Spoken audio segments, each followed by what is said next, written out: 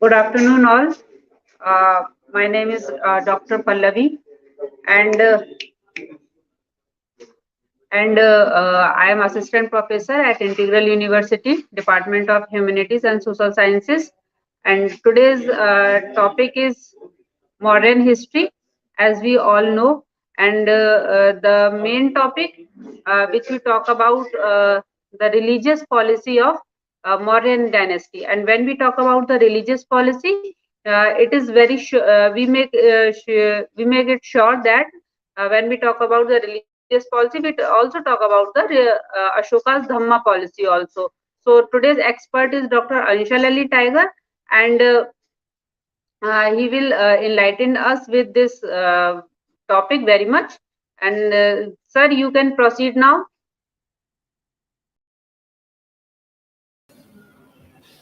Thank you, ma'am.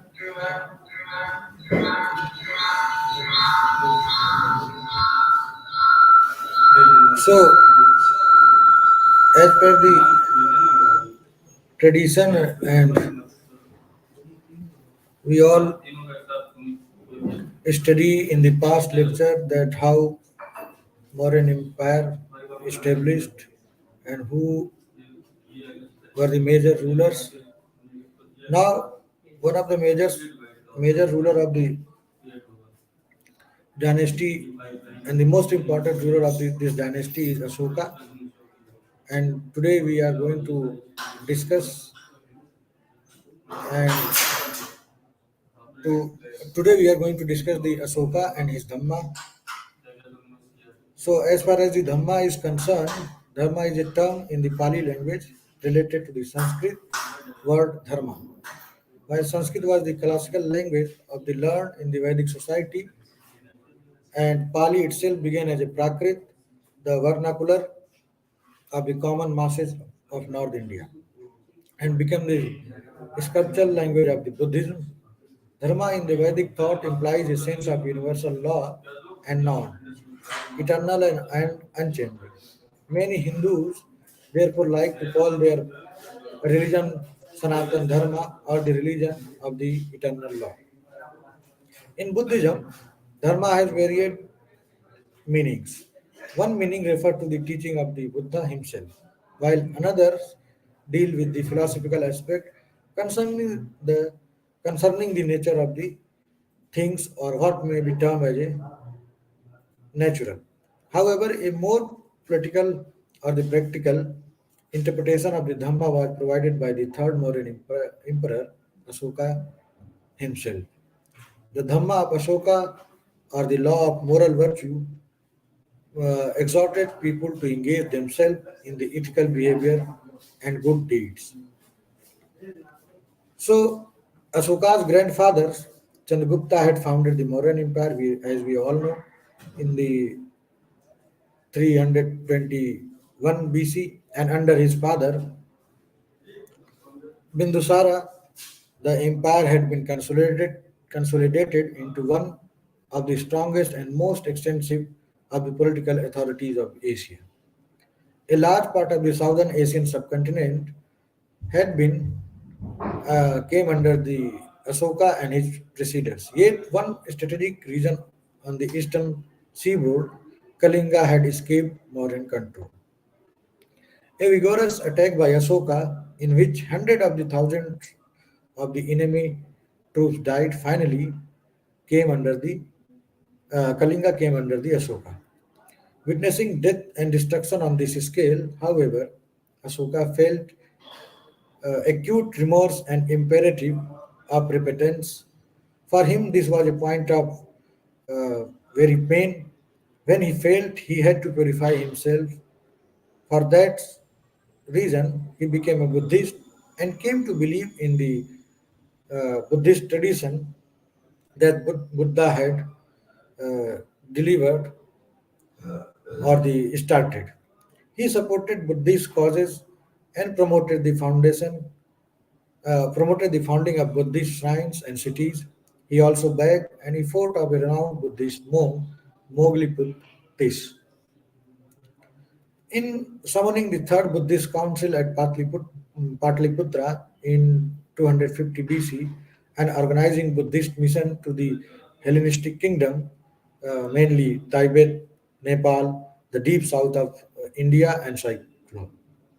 He was the first king to embody an imperial ideal called Chakravarti, the wheel turner, which is largely Buddhist in inscription.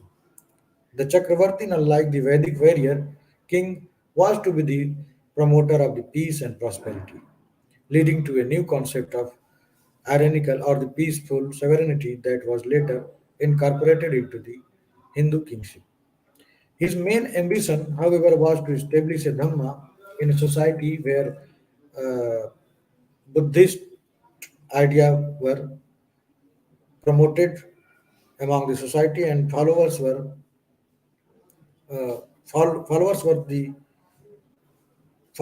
following the Buddhist idea or the Buddhist religion. The principal method by which Asoka propagated Dhamma was by issuing a set of edicts that were inscribed on the faces of the cliffs and hillocks, rock edicts and pillar edicts in different parts of the Mauryan Empire. With a few exceptions, the language used for the inscription at most cities was Prakrit, the contemporary spoken language of the North India. The words were carved in the Brahmi script that, along with the parent script known as a Kharasti, was used in the India at that time by the Mauryans. One would justifiably presume that a king such as Ashoka was idealized compassion, not conflict, after his Kalinga war, and human values rather than the authoritarianism would be celebrated figure in the history of the India. Although today he is well known a great figure of India, such was not the case of more than 20th century when he had remained a lost emperor to Indians. As time had moved on the Indian history and crossed new pathways, the memory of Asoka had faded, and his rock and pillar edicts that propagated Buddhist texts and ideas and ideal had been forgotten. In fact, by the 19th century, there were hardly any Buddhists left in India. So, the major contribution of the Asoka for the Mauryan Empire and as well as with the history of ancient India was his rock edicts. There were a number of reasons why Asoka along with the Buddha remained a figure of the mystery in India for such a long time. First, although Buddhism remained a vibrant religious force in the India for the uh, another 7 or 8th century after Ashoka. It always faced pressure from the Hinduism that every so often emerged from the shadows and asserted itself.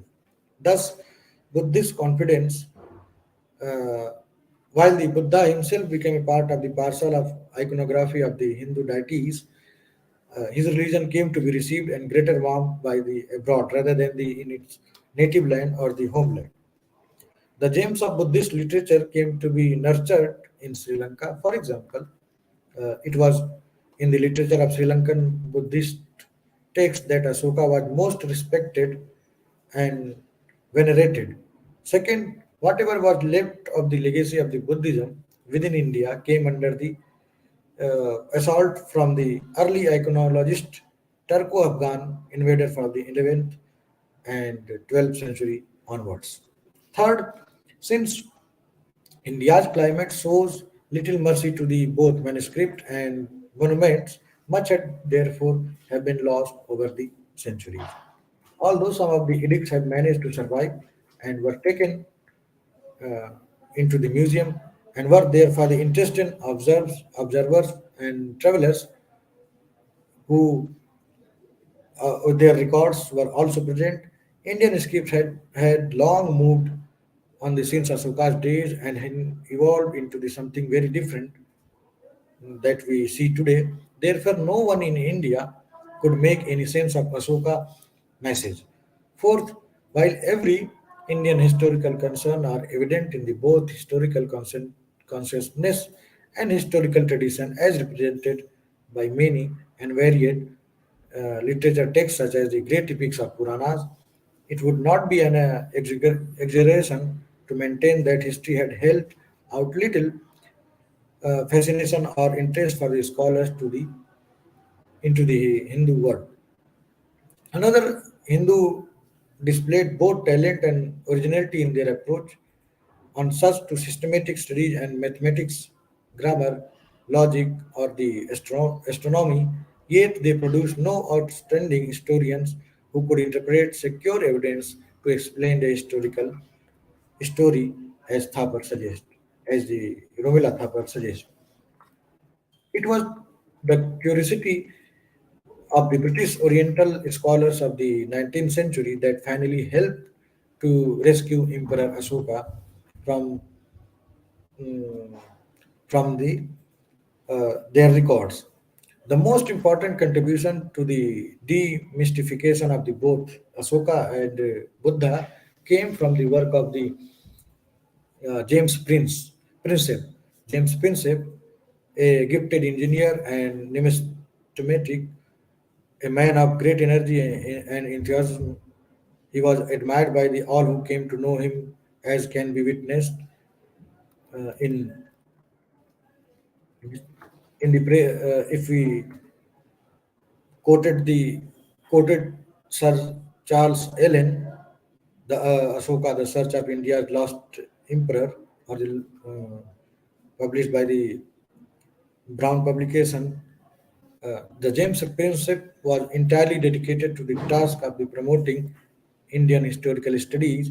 This one his this won him numerous supporters and followers who were equally inspired by him. Although the deciphering of the Brahmi script on the Ashokan pillars and rock remains his greatest legacy, he took keen interest in the work of other scholars and greatly encouraged them. Dr.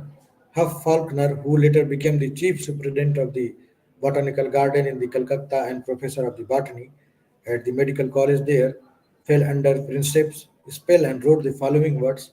If we, I want to quote him himself, the soul of enthusiasm, he or the Princeps or the James Princeps transferred a portion of his spirit into every inquiry in India.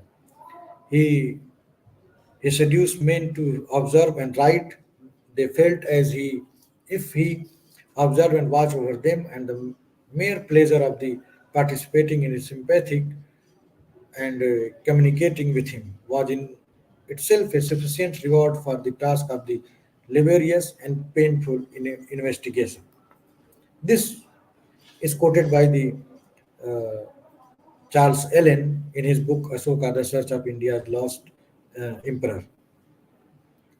So the early British scholar had came across to the Ashokan pillars and rock edicts, but had been unable to understand or to decipher the Brahmi script or the inscription. Uh, Most literature in the ancient India was transmitted orally, leaving aside in a Harappan script, which remained undeciphered and therefore unreadable. The first written document of India were the Ashokan edict of the 3rd century BC, carved in the two principal scripts of the Kharoshti and Brahmi. By the third century BC, Brahmi had become the dominant script, which means that its earliest development must be traced back at least 500 years to the 8th century BC. It is from the Brahmi script that script was for the varied language of the both the Indian Aryan family and the Dravidian family of the language came to be developed as it is suggested by the Fisher. It was James Prinsep who was unable to or who was able to break the code of the Brahmi script after the carefully studying the script of the certain rock and pillar edicts and comparing it with the on a gateway of an important Buddha, the Buddhist stupa that was at Sanchi in the central India. The Mauryan coins that were discovered at this time were also to prove useful in establishing some pattern in the inscription. The diverse data collected was then coordinated with the large amount of the information from Sri Lanka and became available after the translation of a major Buddhist text, the Mahavamsa, the Great Dynastic Chronicle, by another Englishman, George Turner, in the early 1830s. The first major breakthrough came with the deciphering of the opening sentence in the edict, which proclaimed Dev Nam Piyadasi Laja Hevam Aha. Its literal meaning, beloved of the God, beloved King, speak thus. It's mean कि देवताओं का प्रिय और देव नाम P सबसे पसंदीदा राजा ऐसे बोलता है or the beloved of the gods, beloved king speak thus, commonly translated as thus spake King Piyadasi, beloved of the gods. Principles were also certified that the confusion caused by the fact that there had been a king of the Sri Lanka called King Devanam Tissa, who had been converted in the Buddhism though the effort, through the effort of the Indian king Dharma Ashoka, the wheel turning monarch of the India. Principe or the James Principe state, stated that the Devnam Piyadasi referred to the Dharma Ashoka, not to the king Devnam Devnam Piyatissa of Sri Lanka. The final deciphering of the script in 1837 and the identification of the name of the Ashoka within the text of a number of the edicts were Principes crowning glory. Like Sir William Jones, he helped to greatly expand our knowledge on the Indian history. So, the Ashoka edicts, the Ashoka's edicts, as far as the Ashoka edicts is concerned, the Ashoka edicts can be classified into the separate groups as suggested by the Thapar or the Rumila Thapar. First, they are the 14 major rock edicts we all know in a single corpus or in a partial form, inscribed on the rock in the Prakrit in Brahmi script. These are found at the site at varied at Kashi or Kalsi, Himachal Pradesh, Girnar in Gujarat, Sopra in Maharashtra, Yeragudi in Andhra Pradesh, and Jawgad and Dhauli at Odisha. At the last two sites, there are also inscribed two separate edicts known as the Kalinga edicts, which may be considered part of the major rock edicts. At two further sites in the Pakistan, Shahbazgadi, Shahbazgadi and Mansehra on the upper Indus, the 14 edicts are inscribed. In Kharosti, the roots of the which are to be found in the and Aramaic, Persian Aramaic.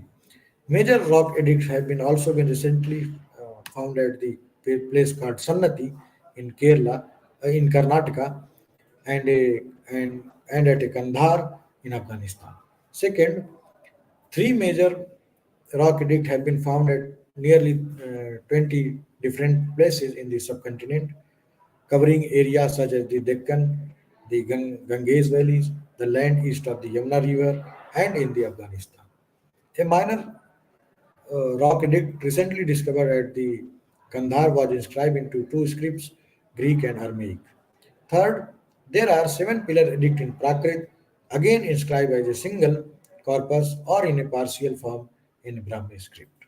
They can be seen today at the Delhi, Allahabad, Banar in Pakistan, Amravati on the east coast, at, and at a three site in Bihar, mainly Lauria Raraz, Lauria Nandargarh, and Lauria Rampurwa. At Delhi, there are two pillars, Delhi Meerut and Delhi Topra. They were originally brought down to Delhi from the Meerut and Topra. These both were in Uttar Pradesh by Sultan or the ruler of the Delhi Sultanate, Firoz Shah Tughlaq, in 14th century, and given pride of place in his new medieval Delhi, that is known as a Old Delhi. Finally, there are two pillar edicts, one at Lumbini in Nepal, which is known as the Rumbandei pillar inscription, and another at Kausambi called the Sig Edict. The geographical spread of the rock and pillar edict clearly delineates the extent of the Mauryan Empire. The empire's influence spread as far as the west as Afghanistan, but stopped short of the penetrating the far south. Also, no rock or the pillar edicts have been found in the Punjab or the Sindh or the desert of the Rajasthan or the lands immediately south of the Vindhya Hill in the central India. Major scholars of the history or the distinguished scholars from Prinsep onwards have translated the edicts and pondered over what Asoka meant to tell to his people or to masses. Here we shall highlight some important particulars or the particular subject emphasizes in them. First, the rock and pillar edict are a key to understand the mindset of Asoka after his conversation. Another or the one major rock, it is give us the context of conversation by the describing the trauma of the Kalinga War and Asoka's agony. He is truly repentant at having caused enormous suffering to all classes of the people, which he says heavily on his mind in his major rock edict 30. Despite the despite this confession, it is interesting that this particular major edict was left out from the rock inscription found in modern Odisha. For example, prisoners, for example, need to be treated humanely, as Ashoka says in his Pillar Edict 4. The two Kalinga rock edict emphasizes instead the king's desire for justice and fairness. The theme of the justice is likewise taken up in the other edicts. So Ashoka also wanted to his officer known as a Mahamatras or the Rajduks to oversee agriculture improvement in the villages and to promote law and order in the countryside in his major rock edict 3, 5, and 12, and pillar edicts 4. He went on the tours around his empire to monitor their work. The edict also emphasizes the emperor's own sense of the self-discipline. He refused to spare himself from the rigorous or introspection and self-analysis. In one of the pillar edicts, he said that the hardest thing for a human being was to recognize the evil that was within his or her own self. Only when that was achieved could a genuine conversation to a humanist path begin. And he was aware that he needed to be strict with himself or her own self in his Pillar Edicts 3. For him, the crowning glory lay in his dedication to the service of his people and their welfare.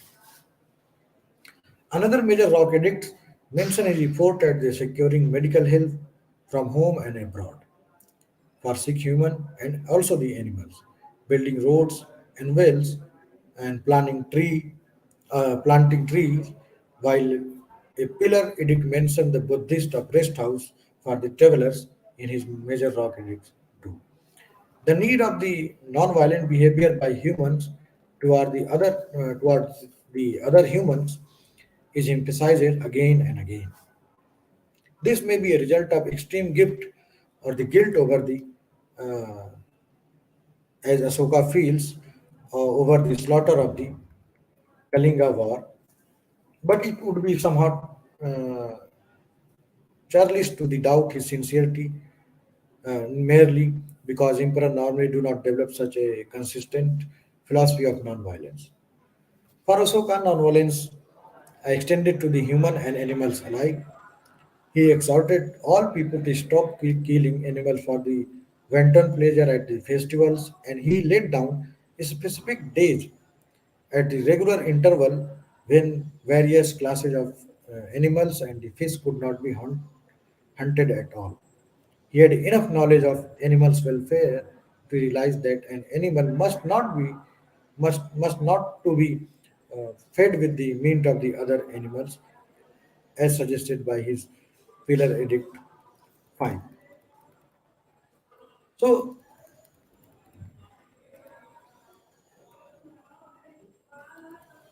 in this, as we gather this information, we also need to examine the Asoka's attitude toward the religion in general and the religions of others also.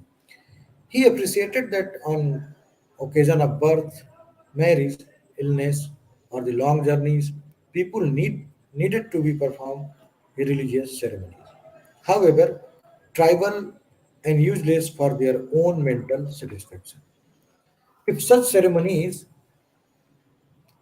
uh, if such these ceremonies uh, must be performed by, they must have, but in they he believed that they small in the results, as suggested by his small major rock edict 9. The Dhamma was of the greatest value than the religious uh, religion.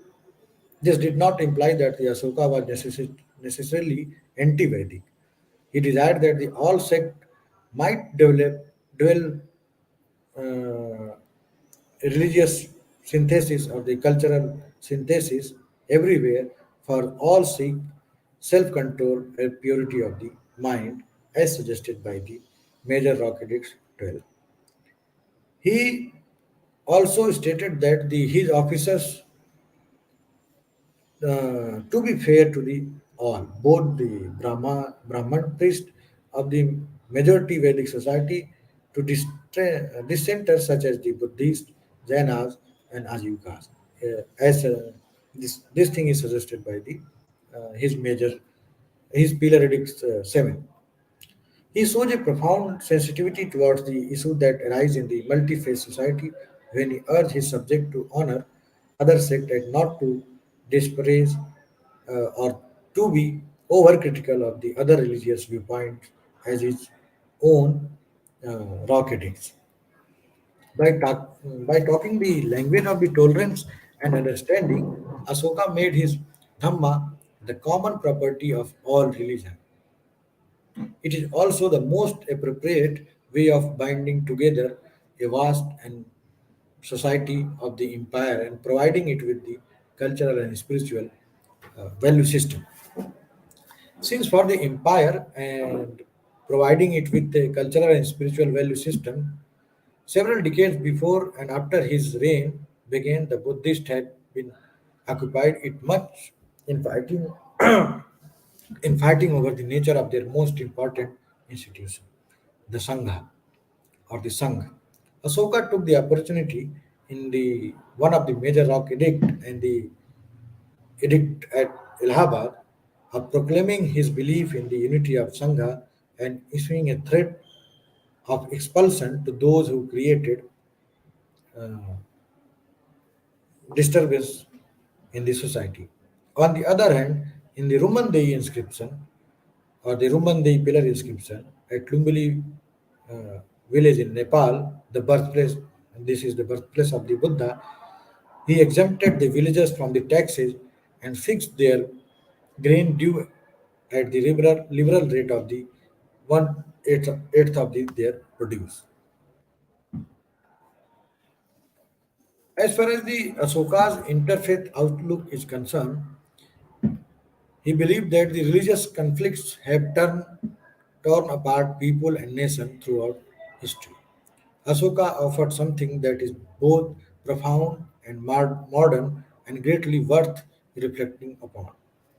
As he says in his Major Rock Edict 12, that the beloved of the gods, King Piyadasi or the Ashoka, honors both uh, householder of the all religion, and he honors them with the gift and honors of various kind.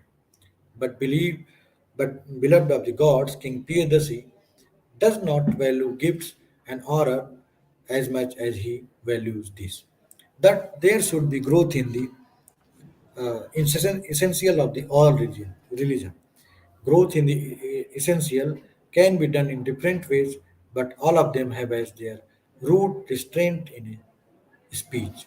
That is not to praising one's own religion or condemning the religion of the others without good cause.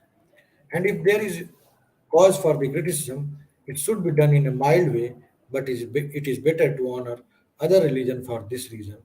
By so doing, one's own religion benefits, and so do other religions, while doing otherwise harms one's own religion and religions of others. Whoever prays his own religion due to the excessive devotion and condemns others with the thought, let me glorify my own religion, only harms his own religion. Therefore, contact between religion is good. One should listen to and to respect the doctrines professed by the others. Beloved of the gods, King Piyadasi desired that all should be well learned in the good doctrine of the other religions. This uh, quotation is inscribed on the major rock edicts 12 of the Ashoka and as translated by the uh, Shravasti Dhammika and quoted by the Charles Allen in his book The Search for the India's Lost Emperor. So H.G. Wells, one of the famous writer, in his book The Outlines of the History, he says that the amidst the tens of the thousands of name of monarch that crowd the columns of history, the Ashoka shines almost alone a star. More living men cherish his memory today than have ever heard the name of Constantine. So this was quoted, or this is quoted in the outline of history written by the H.G. Wells while talking about the Ashoka. In conclusion, we can say that the powerful conveying message in his while the powerful conveying message in his rock edicts or the edicts entitled as Asoka to be called the greatest of the all king of India and the lion capital of an Asokan pillar is the official emblem of the Indian Republic and every Indian child is taught by the Asoka at his school. Outside India too, his name has spread far and wide and all the encyclopedias of the world history list his august name in his record as the great king of Ashoka. So, as far as the Mauryan world is concerned, the society and agriculture of the Mauryan society, Mauryan Empire, or the rule of the Mauryan Empire emperors is concerned, it is very necessary to understand the or to gain the knowledge about the society, culture, and economy of the Mauryan Empire or the Mauryan world.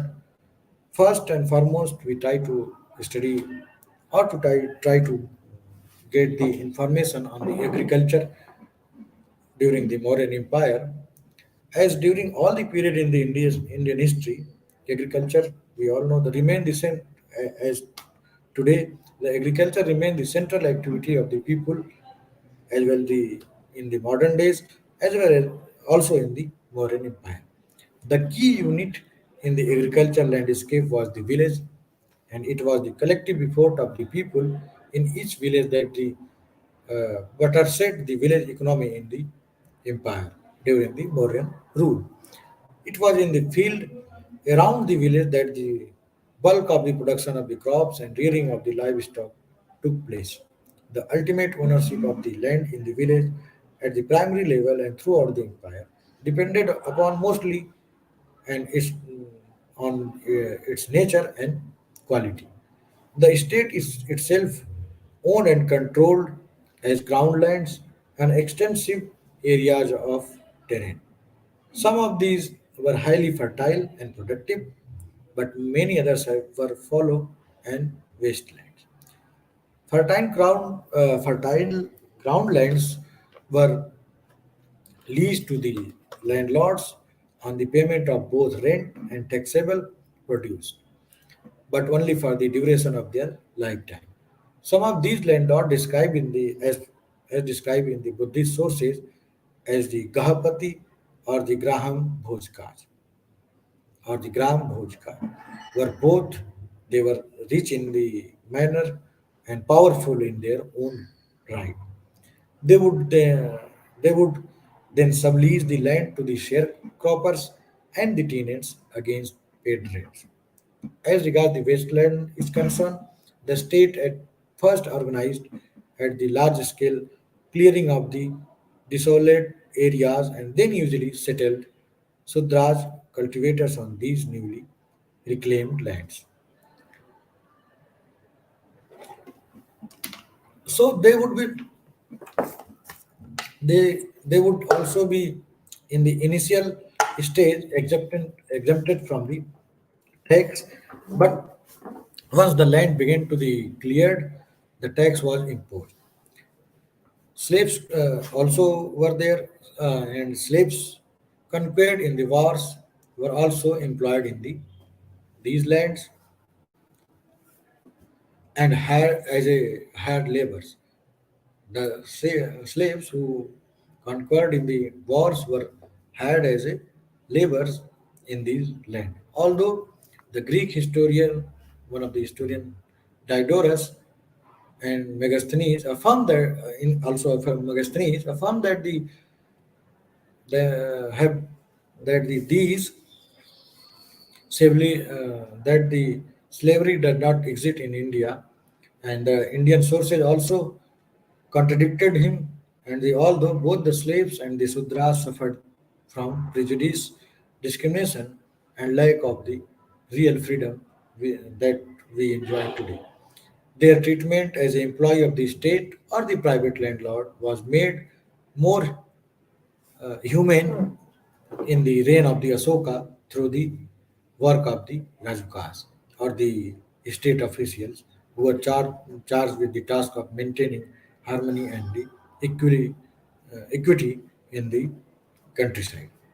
The appropriate auditing of the ground lands was in the hands of the superintendent of the agriculture, who, in the addition to holding seed stocks, hire contingents of the laborer to the private owners of the land, and that's not the all land in the country only belongs to the exclusively to the king, uh, as we all know that there were many estates that were not crowned lands. In his Arthashastra, Kautilya has numerous references to the idea of purchase of the land and to relations and the neighbors interesting in the purchase. He also provides detail on how could be secured, including by the auctioning, and he gives priority to the creditor in the case of land sold by the private owner facing hardships. The concept of the private land property was also validated. Not only were little ownership and the purchase and the sale of the private land recognized as a ratified in the eyes of the law, but even its mortgage was legalized.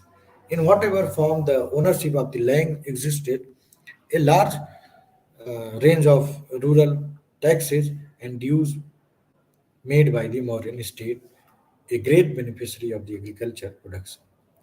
Taxes included those levied on the areas of the land cultivated or on the values of the yield. The assessment was regionally based and it could be ranged from the one-sixth to the quarter of the produce of the land.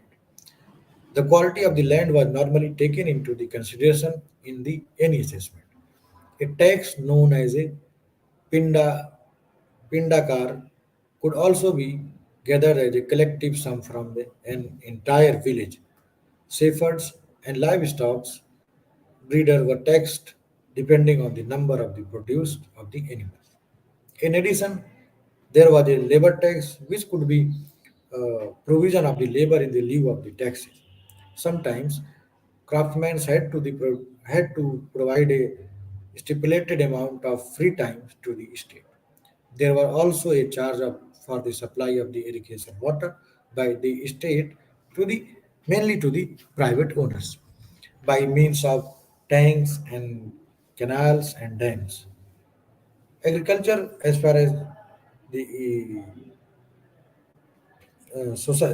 agricultural condition in the Mauryan Empire is concerned, the agriculture evidently enriched the ruler of the empire. But to what extent the ordinary people benefited, it is uncertain. It may be stated award that the famines, disease, and the lack of the advanced medicine and technology would have been taken a big toll of the relatively small foreign population of 100 million or so. The rural population was probably better fed than the during the British rule in India and a period of enormous famines.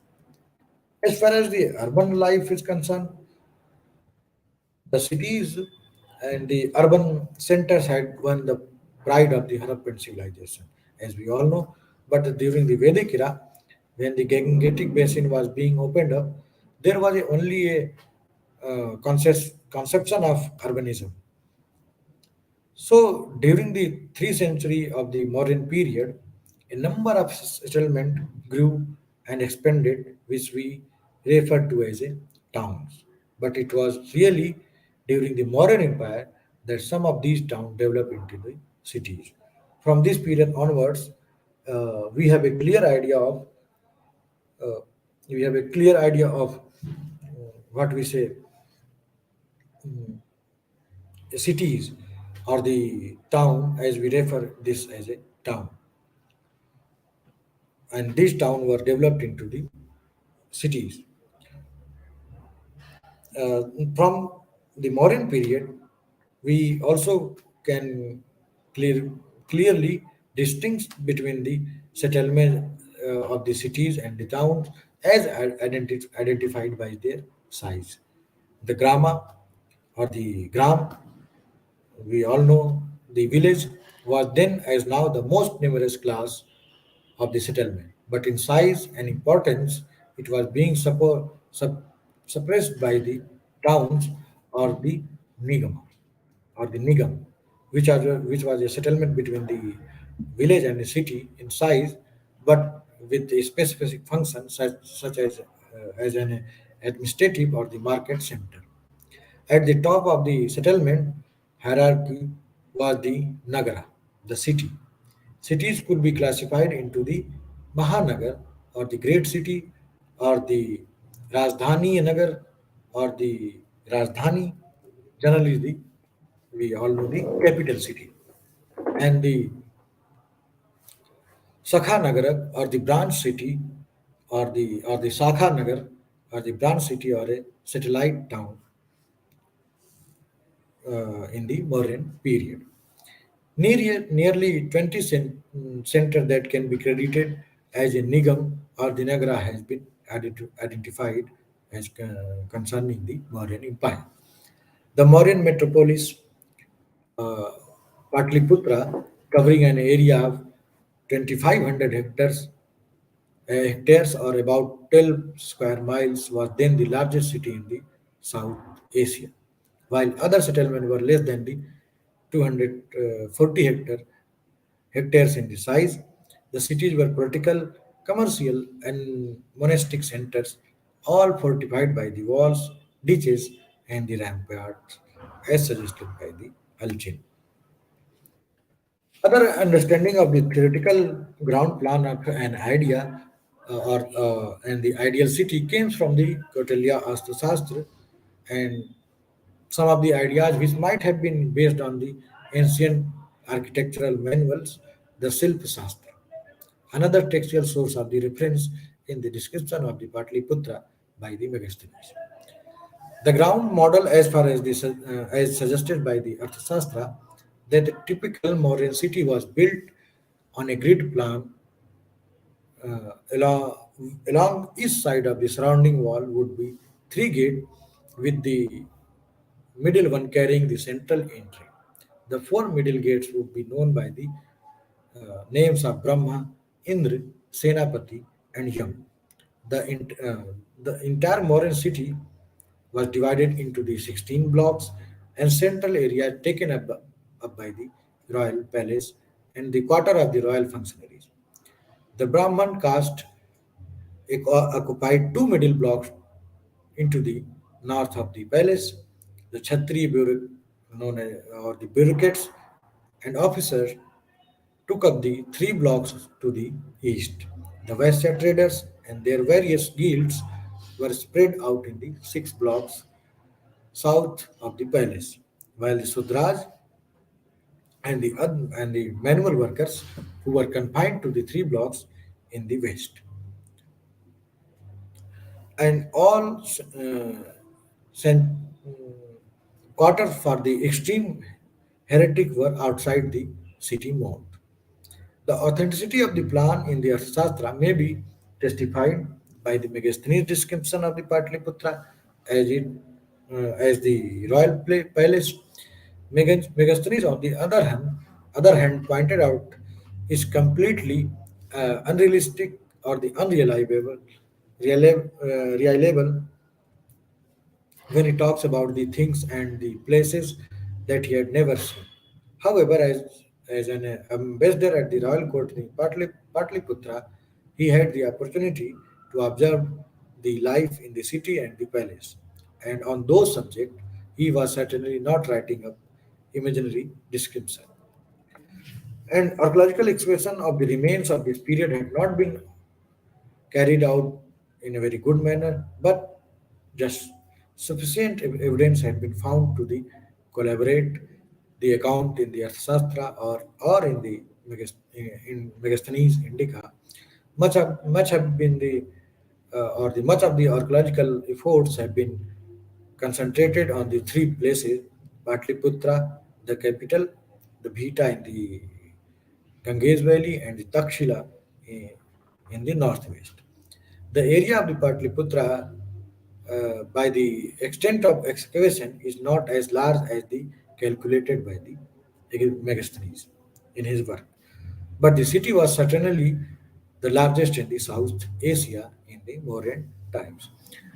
The foundation of the nearly eight pillar or the eight pillar, the foundation of the nearly eight pillar that supported a great hall in the palace have been excavated, providing some indication that the architecture of the palace might owe to the style of the architecture in the Achaemenid Persia. Fragment of the polished stone sculpture and architectural elements have been also be found in the city.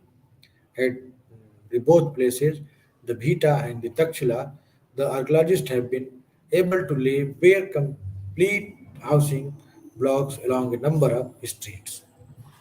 The houses in Bhita, uh, with nearly 15 rooms, were arranged on the three sides of the large open courtyard paved with the bricks. Trains, whales, and storage jars have been also recovered from the ground. At the Bhir mound in the Takshila, ruins of the houses built of the stones whales were excavated by the two great masters of the Indian archaeology, Sir John Marshall and the Sir Mortimer Wheeler. Varieties of the polished blackware pottery fragments were uh, weight made of iron or the stone, and the Mauryan golds, silvers, copper, and copper coins of the various shapes and size have been found also at the three sites and many other too.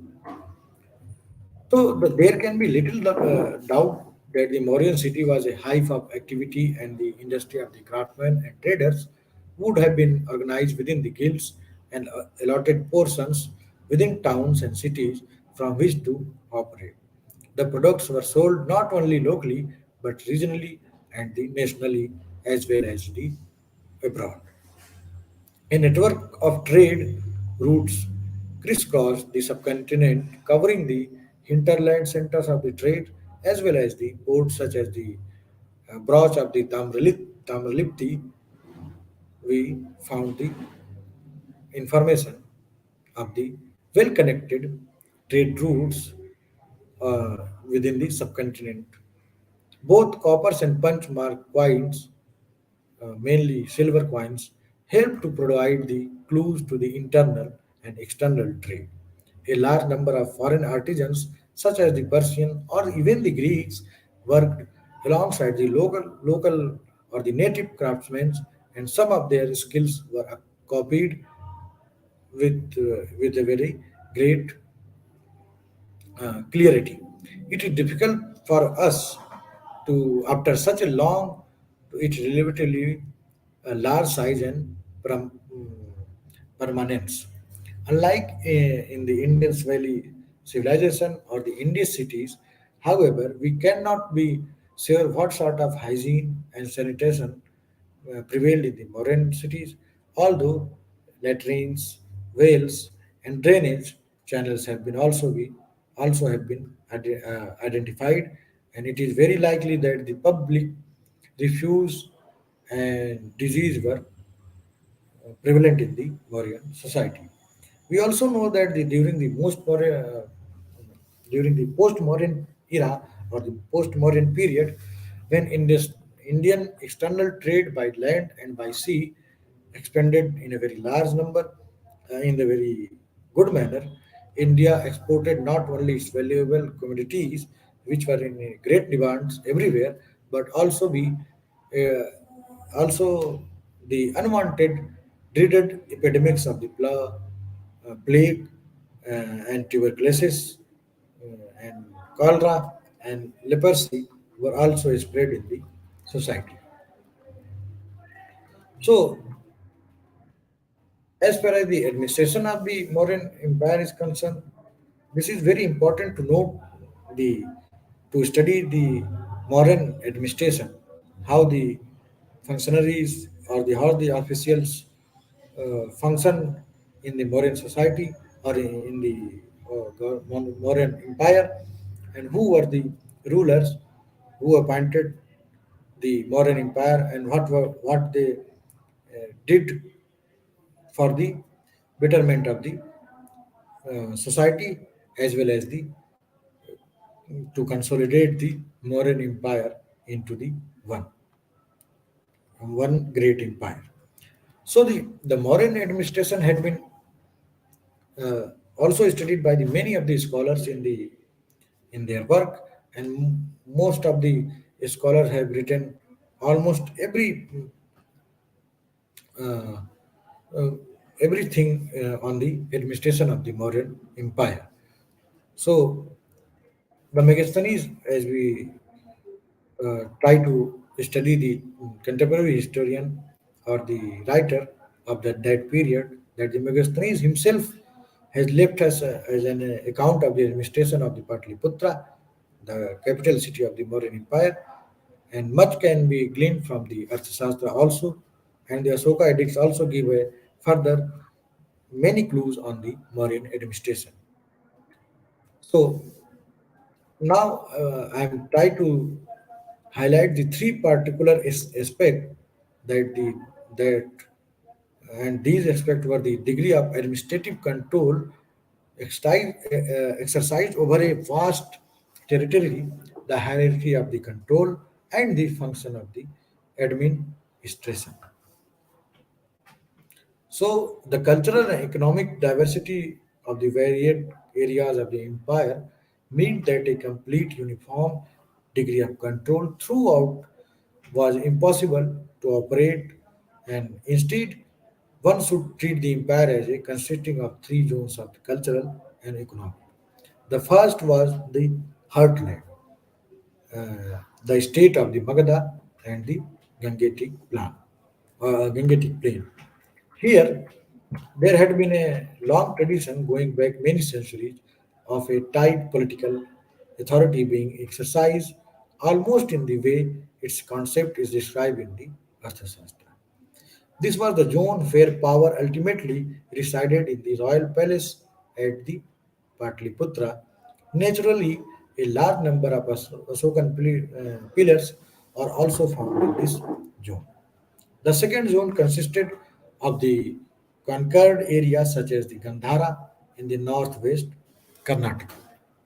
So, or the Kalinga or the Saurashtra. There were areas of the great potentiality in the terms of goods and trades and revenue and the strategy. But as areas brought into the ambit of the Mauryan system, they experienced a state formation at the second remove. In these places, two numerous Asokan rock edicts have been found. As conquered area, they carried the risk to the Mauryan governors of being violated or the volatile regions. A gentler and the more sensitive style of governments was therefore needed in this second zone. The third zone consisting of isolated buffer areas where nomads lived, or the forest people, or the hills tribesmen lived. From their lands came valuable resources such as elephants, timbers, and precious stones. Inside this third zone, it was important for the agents that the of the empire to create the condition in which a plentiful labor supply was able to exploit and marshal the natural resources for the economic benefit of the empire. The Mauryan state attempted to secure the maximum compliance and the subservient surveillance from the people of the all three zones. But the means employed naturally varied. The principle of the both direct and indirect rule were attempted. So the empire was divided into a large number of provinces, which were subdivided into the districts. A prince or a member of the royal family ruled over a province, and the hierarchy of officers controlled mainly the bureaucracy. This satisfaction must have been extremely elaborate and finely graded, and one can see in it the the hierarchy at the court of the great Mughal or the British Viceroy. Those occupied the top position of the power and privilege were far removed from those at the lower grades. It has been estimated that the ratio of the clerk's salary to the that of the chief ministers or of the humble soldier to the commander was approx- approx- near about the in the ratio of 1 into 96. With such a high level of remuneration, it is quite likely that the highest official of the administrative or the administration service would have been required to be oversee a large number of civil and economical tasks and a variety of public works mentioned in the contemporary sources. Two of the topmost officers were the treasurer and the collectors.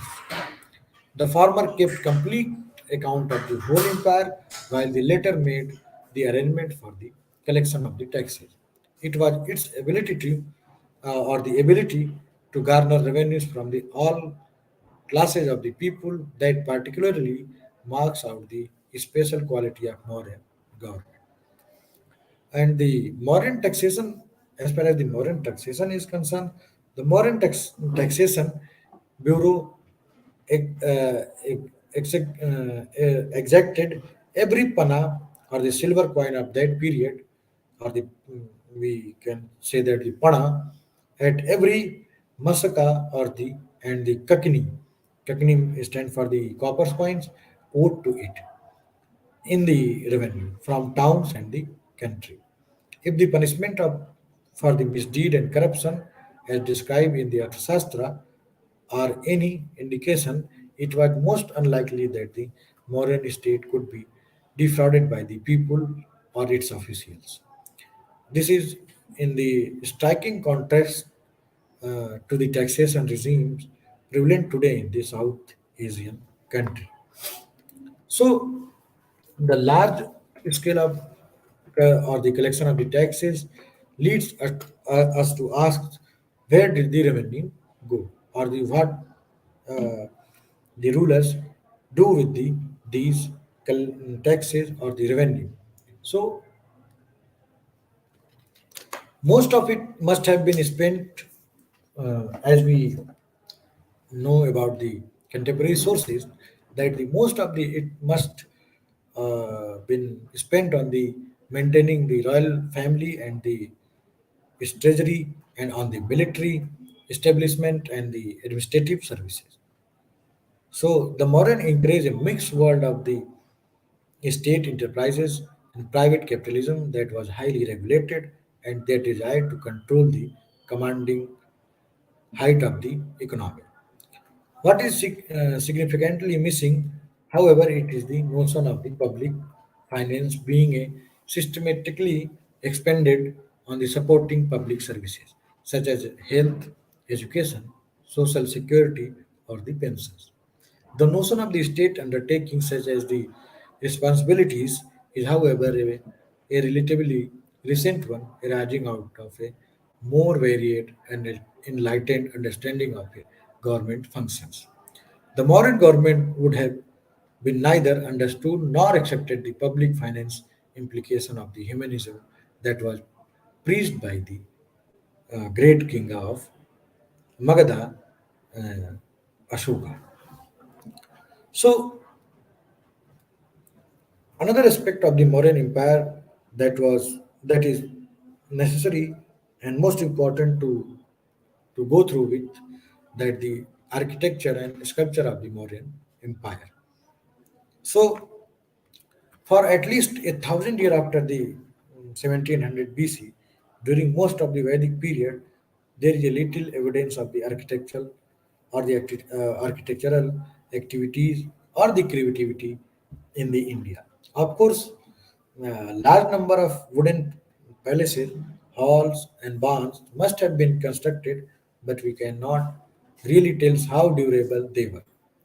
But from the 600 BC onwards, however, with the growth of the towns once again, there is certain change in the society. And but it is the from the modern period particularly that we first get the evidence of the large scale use of the stone as a building material, and there is a lively debate among the scholars and the authors as to whether the beginning of the stone architecture and sculptures in India from the 300 BC onwards should be associated with the context of the Indians with the Persians from the Greek empires and or the Archemenians. Both these people had built impressive monuments on the stone, such as the palace at the Persepolis and the Parthenon, or the at the Athens, and both the Persian and Greek could be found working in the various capacities in the India at this time, at that time. So they were skilled craftsmen in the stone who could be have been mentors of the Indian workers. Another viewpoint at that this the Hellenistic or the post Alexandrian influence altogether, and the argues for an indigenous evolution of stain or indigenous development or the evolution of the stone architecture from the tradition of the wood architecture that we found in the pre-Mauryan period. So either viewpoint may be correct that the Indians could quite easily have observed and the emulated the masonry skill of the foreigners, but what they finally produced was dis- distinctively Indians in both reality and symbolism, as suggested by the most of the modern historian. So, one of now we try to incorporate the two particular aspects of the Mauryan architecture, secular, and these were the secular and religious, and this needs to be taken into the note. The first piece of evidence of the both stonework and brickwork of the Mauryan craftsmen relate to the secure urban architecture. Most of the archaeologists have now been able to locate the solid bricks or the stone defense and ramparts in the such places like the Kosambi, Takshila, Rajgir, and Sisipalgarh. Megasthenes, on the other hand, or his description uh, of the Patliputra and the ideal city plan projected that in the Arthashastra, both refer to the above, have, as we said earlier, have helped archaeologists to identify particular types of ground plans and the layout of the domestic houses in the Mauryan period. Much effort has also gone into the excavating of the pillared hall uh, Patliputra. If much effort has, although here the timber works or the framework has been perished, the elements of the urban architecture and the planning, uh, the elements of the urban architecture and planning that developed as a process from the pre-Mauryan to modern times, we later elaborate in the texts such as the Silpa Shastras persisted for many centuries and gave the cities of India a particular distinctiveness. The Mauryan architecture and builder were also in the pioneer of the particular stand of the religious architecture, which was to be dominate uh, the Indian landscape for some even 7 or the 8 centuries. This was the Buddhist religious architecture, and two of its forms have their roots in the Mauryan period.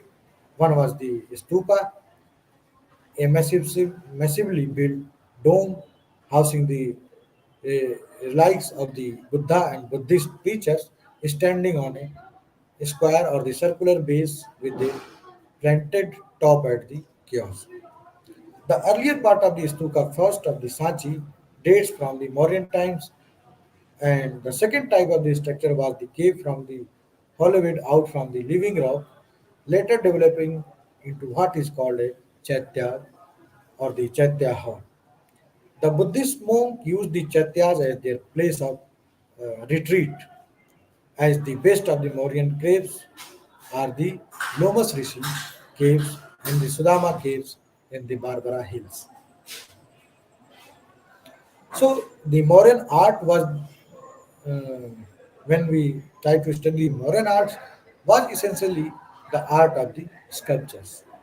The Asokan pillar are beautifully polished monastic shaft made from the sandstones uh, quarried at the Junar in the Banaras region. Without putting with the with the carved capital in the form of lotus flower with inverted petals with an animals mounted. The capitals are decorated in relief. The bull's capital of Brahmpurva and the lion capital of Sarnath are the best example of the animal figured pillars. Another animal sculpture of the Mauryan period of the equal renown is popularly called the Dhauli elephant. With its slightly raised right leg at the flowing trunk, this massive elephant carved in the situ from the living rock at the Dhauli in Odisha is one of the and this is the one of the most impressive sculpture in the animal studies anywhere in the world. Yet another achievement of the Mauryan sculpture consists of the number of statues of the Yaksh and the Yakshini, which are male and female divine spirit. Among them, the most polished and sophisticated statue is the Didarganj Yakshini, whose beautifully rounded figure with the curve might be called the precursor of the later more famous uh, Mathura Yakshini.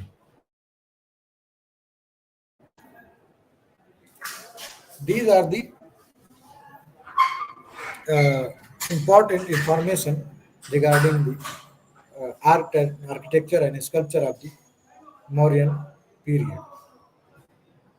There are many other things which we try to incorporate and to study in the later uh, period, how that the decline of the Mughal and Mauryan Empire came, and how they what were the causes behind the decline of the Mauryan Empire. In the next lecture, we will try to cover all these aspects that the mainly focusing on the decline of the Mauryan Empire.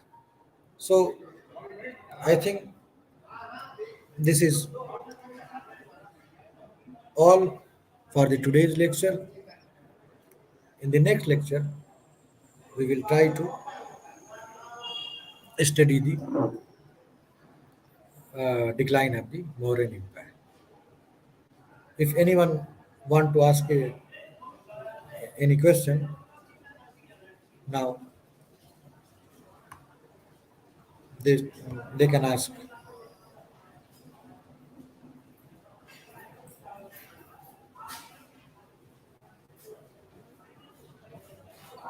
I think there is no question. So this is all for the today's lecture. Thank you for listening this lecture. I hope that you will uh, gain many information from this lecture and from the coming lecture. Thank you.